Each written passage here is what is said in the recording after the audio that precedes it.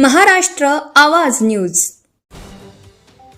अल्पवयीन मुलीसोबत प्रेम संबंध, प्रसूतीनंतर आरोपीवर पॉक्सोचा गुन्हा। अमळनेर तालुक्यातील चोपडाई कोंगावळ येथील संबंधित तरुणीला प्रसूतीसाठी रुग्णालयात दाखल करण्यात आलं होतं। 11 जून रोजी तिने एका मुलास जन्म दिला।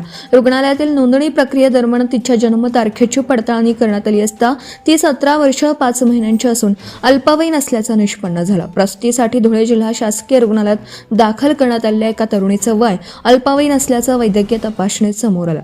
त्यानंतर तिच्यासोबत राहत असलेल्या तरुणाविरुद्ध अमळनेर पोलीस ठाण्यात पॉक्सो कायद्याअंतर्गत गुन्हा दाखल करण्यात आला आहे।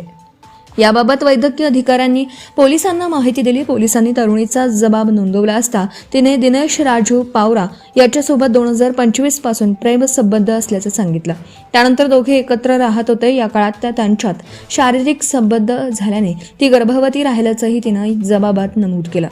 प्रसूती दरम्यान वयाची पडताळणी झाल्यानंतर हा प्रकार उघडकीस आला। त्यानुसार अमळनेर पोलिसांनी संबंधित तरुणाविरुद्ध बालकांच्या लैंगिक अपराधांपासून संरक्षण कायद्याअंतर्गत गुन्हा दाखल केला असून प्रकरणाचा पुढील तपास सुरू आहे।